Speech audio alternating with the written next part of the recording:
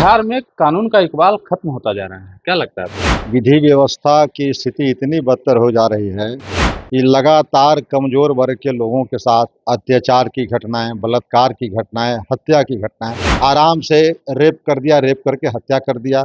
और वह परिवार पर क्या बीत रहा होगा आप समझ सकते हैं। यकीन मानिए बिहार में लॉलेसनेस आ जाएगा, अराजकता का चरम सीमा पहुंच जाएगा। एडीजी के सामने पटना बोरिंग रोड में गोली चला के चल गया और एडीजी कुछ चल नहीं गया। किए। बिहार सरकार के मंत्री हैं नीरज कुमार बबलू। उनका कहना है कि अपराध होता है लेकिन पुलिस अपना काम करती है, पुलिस को पूरी छूट मिली हुई है और जरूरत पड़ा तो एनकाउंटर भी किया जाएगा। जो चलाता था लाइब्रेरी, खुशी लाइब्रेरी, उसके संचालक को पकड़ करके रात में रखा और पैसा लेकर के हेवी रकम लेकर के उसको छोड़ दिया। अभी मैं एसपी को फोन करते रह गया, 10 बार फोन किया, एक बार नहीं उठाया। थानादार भी बात किया तो जिसकी हत्या हुई है उसी के भाई को भी थाना में पकड़ करके रखे हुए है। काफी समय से बिहार की राजनीति को आप देख समझ रहे हैं, कैसे ये सब रुकेगा ये बताइए। सरकार बदलने से अब बिहार में कम से कम एनडीए की तो सरकार नहीं आनी चाहिए और नीतीश कुमार की तो मुख्यमंत्री नहीं बननी चाहिए। 2025 के लिए भी भाजपा पर दबाव बनाए हुए कि हमको मुख्यमंत्री बनाओ। अब भाजपा गठबंधन की राजनीति करती है और गठबंधन के नाम पर, जाति के नाम पर लोग ठगे जाते हैं। और सभी लोग एक ही नारा लगा रहा था, पाकिस्तान मुर्दाबाद, शहीद जिंदाबाद और नरेंद्र मोदी मुर्दाबाद भी नारा लग रहे थे। देखिए, बिहार में कानून व्यवस्था पूरी तरह से चरमरा गई है। सरकार के ऊपर तमाम तरह के आरोप लग रहे हैं। नीतीश कुमार का जो कानून व्यवस्था था पहले, वो अब कहीं ना कहीं धीरे धीरे खत्म होता जा रहा है। हमारे साथ तमाम मुद्दों पर बात करने के लिए पूर्व एमएलसी रामबली चंद्रवंशी हैं, अति पिछड़ा समाज के कद्दावर चेहरे हैं और फिलहाल जनसुराज से जुड़े हुए हैं। सर, बिहार में कानून का इकबाल खत्म होता जा रहा है, क्या लगता है आपको? बिल्कुल सही बात है। आए दिन विधि व्यवस्था की स्थिति इतनी बदतर हो जा रही है कि लगातार कमजोर वर्ग के लोगों के साथ अत्याचार की घटनाएं, बलात्कार की घटनाएं, हत्या की घटनाएं, इतना इजाफा हो गया है कि हम लोग विजिट करते करते परेशान हैं। और 1, 2, 3, 4 रहे तो बहुत जगह तो रिपोर्टेड भी नहीं हो पाता है। अभी तक रिपोर्टेड जो रहता है उसी में हम लोग जाते हैं, लेकिन बहुत सा घटनाएं में तो 2-4 दिन, 8 दिन, 10 दिन के बाद पता चलता है वहाँ पर इस तरह को। इसका देखिए, कल ही मैं गया था भोजपुर जिला के हसन बाजार थाना है, वहाँ का एक तेतरडीह गांव है जी। उस गांव के 17-18 वर्ष की बच्ची एक खुशी लाइब्रेरी में पढ़ने के लिए अपनी कंपटीशन नौकरी की तैयारी करने के लिए जाती है और वहाँ 3 दरिंदों ने उसके साथ रेप किया, गैंग रेप किया, सामूहिक बलात्कार किया और सामूहिक बलात्कार करने के बाद हत्या कर दिया। वह उस घटना स्थल की दूरी मात्र महज एक बीच में रोड है, उसके तरफ थाना है और इसके तरफ खुशी लाइब्रेरी है, लेकिन थाना को वहां पहुंचने में, उसके गांव पहुंचने में लग गए 5 घंटे। बताइए, अब ये है थाना की लापरवाही, पुलिस की लापरवाही। दूसरे तरफ समाज के जो 9 सामंत लोग हैं उनका भी मन बढ़ा हुआ है। इतना मन बढ़ा हुआ कि कानून का लगता है कि राज है ही नहीं। आराम से रेप कर दिया, रेप करके हत्या कर दिया और वह परिवार पर क्या बीत रहा होगा आप समझ सकते हैं। बिल्कुल उसी तरह की कल जब मैं वहाँ घटना से लौट रहा था रात में, शाम में, तो नालंदा से सूचना मिली कि यहाँ भी नूरसराय थाना के चौर गांव जो है उसमें एक 35-34 वर्ष के नौजवान को साइकिल से टिफिन लेकर के, वह पेंटर का काम करता था, मजदूरी करता था, ठेकेदारी करता था, वह जा रहा है तो अपने गांव से 1.5 किलोमीटर 150 गज की दूरी पर उसको ताबड़तोड़ गोलियों से बौछार किया गया और बाद में जो है वो चाकू से उसको गोद दिया गया, वहीं उसकी प्राण निकल गई।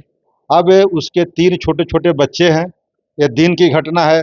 उसके बाद फिर तुरंत वहीं से आ रहे थे तो एक और गांव है यहाँ पर रहुई थाना के अंतर्गत, उस पतसंग गांव में, तो पतसंग गांव में भी एक महिला, 64 वर्षीय महिला को वहाँ के सामंतों ने, उसी गांव के, और उसको इतना बेरहमी से मारपीट किया कि ब्रेन हेमरेज हो गया और आकर के अस्पताल में दम तोड़ दी। तो इस तरह चंद्रवंशी समाज की ही महिला है। तो इस तरह से अत्यंत पिछड़ा वर्ग, कमजोर वर्ग के लोगों पर, दलितों पर लगातार हत्या का, बलात्कार की घटनाएं बढ़ी है, इजाफा हुई है। उसका अगर कारण पर जाएंगे आप, तब मेरे हिसाब से 2-3 कारण है। पहला कारण तो है कि इस सरकार, जो नीतीश जी की सरकार है, मानसिक रूप से विक्षिप्त हो चुके हैं। नीतीश कुमार अब मुख्यमंत्री के कुर्सी पर बैठ करके चलाने की स्थिति में नहीं है, सत्ता चला रहा है कोई और, चाहे वो नेता के रूप में हो चाहे पदाधिकारी के रूप में हो, ये स्पष्ट लोगों को दिखाई दे रही है। और एक नहीं एक दर्जन दृष्टांत आपको देखने को मिला होगा इधर विगत दिनों में कि नीतीश कुमार अब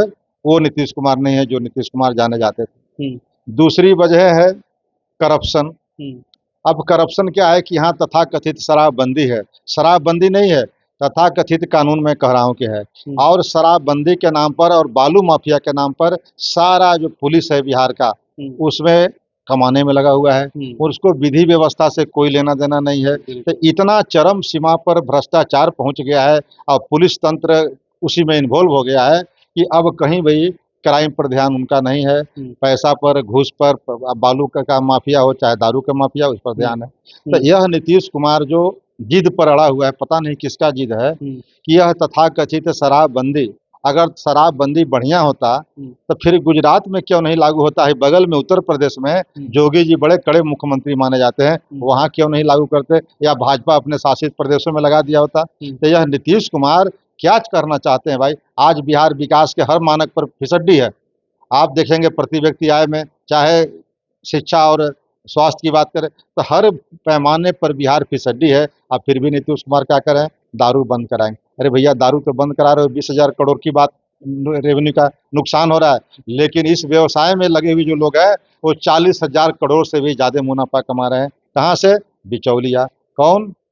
माफिया। तो इस तरह के राज नीतीश कुमार जी चला रहे हो कि जनता बिल्कुल त्रस्त है। तो ऐसे स्थिति में विधि व्यवस्था या जो देख रहे हैं हत्या, बलात्कार, लूट, ये सब तो बढ़ेंगे ही। पटना भी सुरक्षित नहीं है। नहीं, कहीं भी सुरक्षित नहीं। पटना में भी मिल रहा है, बगल में फुलवारी शरीफ में भी हमको मैसेज भेजा, वहाँ भी एक बढ़ई समाज के एक लड़का को मार कर पीट करके मार दिया।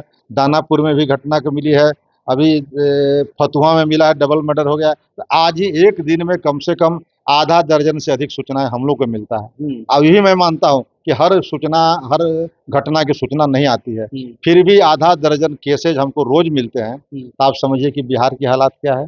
एक तरह से महा जंगल राज है। जी। उस समय का जंगल राज कहा जाता था कि लालू जी और राबड़ी जी के कारण है जंगल राज, साधु और सुभाष के कारण है। लेकिन आज का जंगल राज क्या है? पदाधिकारियों के भ्रष्टाचार के कारण है, पदाधिकारियों के मनमानी के कारण है, ये मतलब अयोग्य मुख्यमंत्री कारण है, मानसिक संतुलन बिगड़ा हुआ मुख्यमंत्री है जो बिहार की गद्दी को नहीं चला रहा है। 14 करोड़ लोगों का भविष्य जो है ऐसे मुख्यमंत्री के भरोसे अगर रहेगा तो यकीन मानिए बिहार में लॉलेसनेस आ जाएगा, अराजकता का चरम सीमा पहुंच जाएगी। बिहार सरकार के मंत्री हैं नीरज कुमार बबलू, वो उनका कहना है कि अपराध होता है लेकिन पुलिस अपना काम करती है, पुलिस को पूरी छूट मिली हुई है और जरूरत पड़ा तो एनकाउंटर भी किया जाएगा। पुलिस का रोल तो मैंने बता दिया कि महज वहाँ 100 गज की दूरी है, लेकिन पुलिस ने जो चलाता था लाइब्रेरी, खुशी लाइब्रेरी, उसके संचालक को पकड़ करके रात में रखा और पैसा लेकर के, हेवी रकम लेकर के उसको छोड़ दिया। एडीजी के सामने पटना बोरिंग रोड में गोली चला के चल गया और एडीजी कुछ चल नहीं गया। किए। अभी मैं एसपी को फोन करते रह गया, 10 बार फोन किया होगा, एक बार नहीं उठाया। थानादार भी बात किया तो जिसकी हत्या हुई है उसी के भाई को अभी थाना में पकड़ करके रखे हुए है कि मैं अनुसंधान में कर रहा हूँ। तो इस तरह से पुलिस की जो बर्बरता है, आप पुलिस के पर जो लोगों का विश्वास उठा है, इसकी प्रकाष्ठा है। और इस पुलिस तंत्र पर अगर यही रवैया रहा तो सिविल और पुलिस में बहुत बड़े वार की संभावना से इनकार नहीं कर सकते हैं। जिस तरह से लोगों का भरोसा ये सरकार पर, तंत्र पर, स्वशासन पर उठ रहा है, वो बहुत बड़ा एक घटना का अंजाम दिया जाएगा। काफी समय से बिहार की राजनीति को आप देख समझ रहे हैं, कैसे ये सब रुकेगा ये बताइए।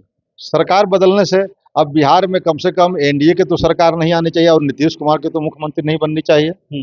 अब नीतीश कुमार जब तक मुख्यमंत्री रहेंगे तब तक तो ही रवैया रहेगा।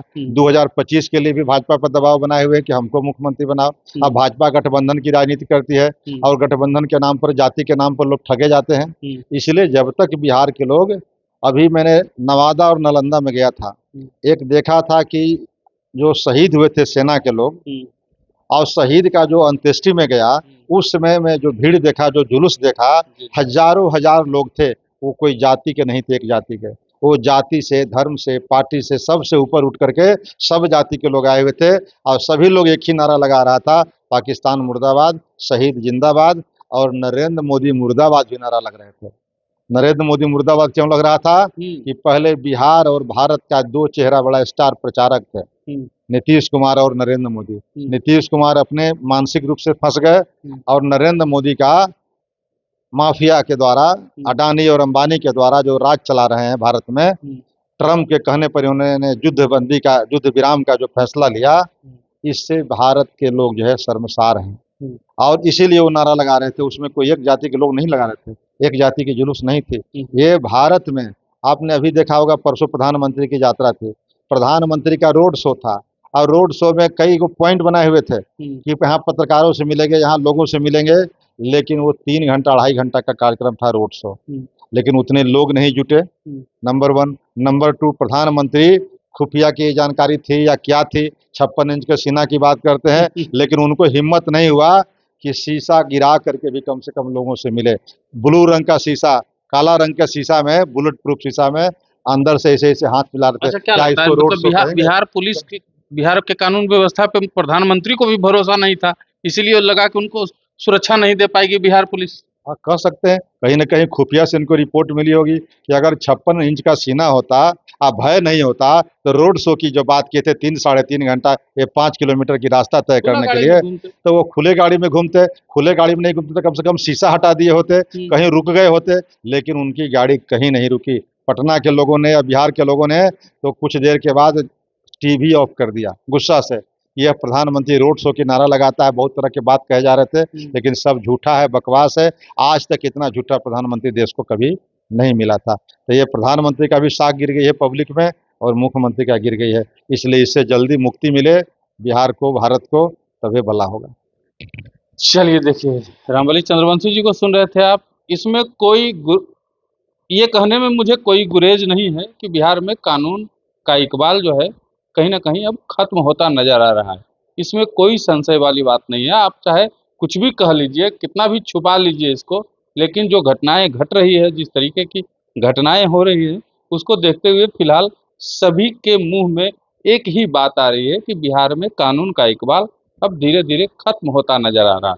बात बाकी आप क्या सोचते हैं, कमेंट में जरूर बताइएगा।